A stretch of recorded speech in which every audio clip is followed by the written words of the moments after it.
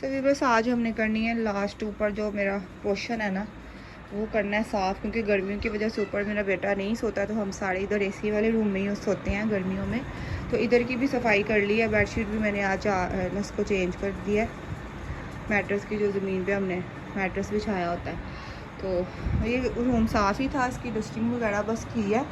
तो अब ऊपर जाना है, ऊपर की डीप क्लीनिंग करनी है। ऊपर बहुत ज़्यादा गंद है, तो ऊपर भी आपके साथ मैं सारी वीडियो शेयर करती हूँ। तो अभी नीचे वाला थोड़ा सा किया है, तो सफाई करने के बाद घर की क्लीनिंग वगैरह करने के बाद बनाऊंगी दाल चावल आज मैं। इसके लिए मैंने दाल ना निकाल ली है, मूंगी मसरूम की दाल बनाऊंगी मैं आज, और इसके साथ बनाऊंगी मैं चावल।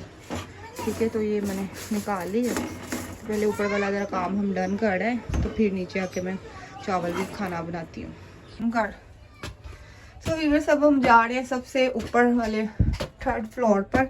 और देखिए इधर जब से कंस्ट्रक्शन का काम करवाया ना, तो ऊपर हम आए नहीं, तो ये ऊपर का हाल हुआ हुआ है। देखिए ज़रा, हर तरफ कपड़े कपड़े और बिस्तरे ही बिस्तरे। और ये जो खिड़की हमने बनवाई थी, ठीक है, ये मेरे बेटे का रूम है, तो हम ऊपर आते ही नहीं, तो गर्मियों में इसका ये हशर हुआ आता है। तो ये है इसकी पहले वाली लुक, और सफाई के बाद आपको इसकी दिखाएंगे। तो ये है फाइनल कमरे के रिज़ल्ट। और देखिए घर कितना साफ़ रूम मैंने कर लिया है, और बहुत ज़्यादा यहाँ पे डस्ट थी, क्योंकि ऊपर कोई भी नहीं आता, और ऊपर अलमारी वगैरह ये चढ़ाई थी हमने, तो जब कंस्ट्रक्शन का काम करवाया था ना, उसके बाद हम ऊपर आए ही नहीं। तो बस ये सारी सीढ़ियाँ छत पे जा रही हैं, इसको भी धोया। बहुत यहाँ से कचरा निकला है, एक पूरा थैला बोरा भर के हमने निकाला है। जहाँ पे मेरे बेटे के बहुत सारा सामान था, बल्कि गांधी था, वो भी मैंने सारा फेंका। बेड को झाड़ा, झाड़ के ऊपर बेडशीट चढ़ाई। और खिड़की की वजह से, खिड़की तो हमने बनवा ली, लेकिन खिड़की की वजह से बाहर से गली से इतना डस्ट इतनी आती है ना, कि बस ऊपर यहाँ तो डेली सफाई हो तो फिर ही गुजारा, लेकिन ऊपर कोई आता ही नहीं, नीचे के काम ही नहीं ख़त्म होते, तो क्या बंदा करे। सो बस काम ख़त्म हो गया अल्हम्दुलिल्लाह, ऊपर का सारा डन कर रहे हैं। तो अब मैं दाल चावल बनाने लगी हूँ। दालें मैं निकाल कर गई हुई थी, और टाइम बहुत ज़्यादा हो गया है, काम ऊपर बहुत ज़्यादा था, गंद बहुत ज़्यादा पड़ा हुआ था। ठीक है, तो काफ़ी सारी एक्स्ट्रा चीज़ें भी निकाली हैं। तो अब दाल को मैं फटाफट से चुग लेती हूँ, और इसको मैं भिगो कर ऊपर चढ़ा देती हूँ पकने के लिए। साथ ही मैं चावल भी भिगो के उसको भी दूसरे चूल्हे पर ना चढ़ा देती हूँ, कि टाइम बहुत हो गया, खाना खाने का 8:30 आने वाले हैं। तो अब मैं फटाफट से ना दाल चावल बना लूँ। दाल को मैं धो के अच्छी तरह से ना, तो पहले चूल्हे पे रख देती हूँ। मसाला मैंने रेडी कर लिया इसका। दाल को मैंने धो के ऊपर रख दिया। गैस अभी भी नहीं हल्की आ रही है। अच्छा, ये मसाले इसमें मैंने प्याज छोटी सी एक डाली, अदरक काट दी है, लहसुन है बीच में, और एक छोटी सी टमाटर है। ये सारी चीज़ें मैं डालती हूँ दाल में। ये सारी चीज़ों से ना टेस्ट बहुत अच्छा आता है, तो मैं हमेशा ऐसे ही बनाती हूँ। अब इसमें मैं स्पाइसेस ऐड कर देती हूँ, नमक डाल देती हूँ। साथ ही में 1.5 पाव दाल है ये, तो 1.5 पाव दाल भी बहुत होती है। और चावल बनाने थे इसलिए मैंने 1.5 पाव लिए, नहीं तो पाव दाल बहुत होती है, ख़ास तौर पे मूंगी मसरों की। चने की दाल में आधा किलो पकाती हूँ, क्योंकि चने की दाल जो है ना, वो बच्चे मेरे शौक से खाते हैं। तो ये मूंगी मसरों की बनाती हूँ, ये ज़्यादा नहीं खाते, इसलिए फिर ये मैं ना 1 पाव बनाती हूँ, ज़्यादा नहीं बनाती। तो आज मैंने 1.5 पाव बनाए, क्योंकि चावल है साथ। तो मैंने कहा चलो गर्मी है, तो बच्चे ये शौक से खा लेंगे।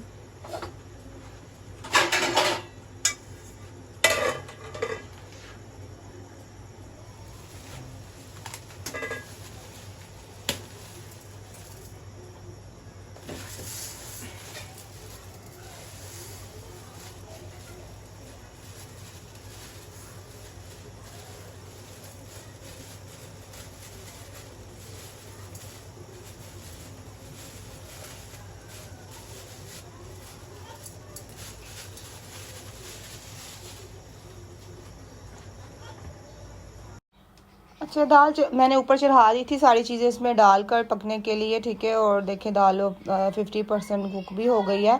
तो चावल मैंने आधा किलो के करीब थे, बल्कि आधा किलो से थोड़े से ज़्यादा ही होंगे, वो भी मैंने भिगो दिए थे, कि दूसरी तरफ साथ ही मैं फटाफट से ना चावल भी बना लेती हूँ। तो ये दाल मुझे बहुत पसंद है, और ये दाल हमारे नबी पाक सल्लल्लाहु अलैहि वसल्लम उन्हें भी बहुत पसंद थी, क्योंकि इस दाल में बहुत बरकत होती है और ये खाने से ना इंसान को गम जो होते हैं उनके ख़त्म होते हैं और सब्र उनमें बहुत आता है। ये दाल बहुत सब्र वाली समझ लें, ये इसमें बड़ी बरकत होती है। मैंने अक्सर देखा है ये दाल मसर की दाल होगी, मसर हो गए, मूंग मसर की ये वाली जो दाल है ना, इसमें इतनी बरकत होती है कि इसको ना थोड़ी सी भी बनाए ना ये इतनी ज़्यादा हो जाती है, ख़त्म नहीं होती, इसमें इतनी बरकत होती है।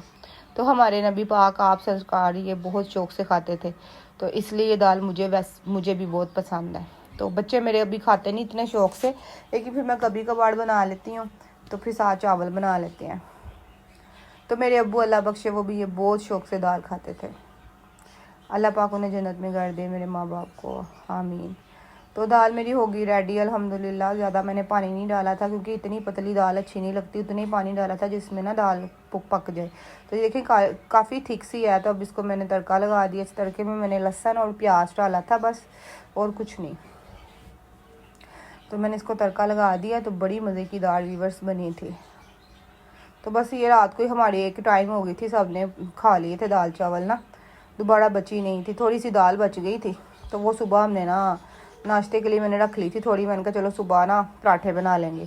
तो दूसरी तरफ साथ ही मैंने ना चूल्हे पे पतीली रख दी थी, तो चावलों के लिए तड़का मैंने कहा फ्राई कर लूँ साथ ही। तो साथ ही साथ तड़का लगा के चावल बना लेती हूँ। दाल तो हमारी रेडी हो गई है। तो गर्मी इतनी है, इस कदर किचन में खड़ा नहीं हुआ जा रहा, बुरा हाल हशर हुआ। मैं कहती हूँ अल्लाह पाक मुझे भी ऐसा किचन दे जिसमें हुड भी हो, हर चीज़ हो, और मुझे बिल्कुल गर्मी फील ना हो। अल्लाह पाक जैसे सबको दिया है, अल्लाह पाक मुझे भी उनकी तौफीक दे।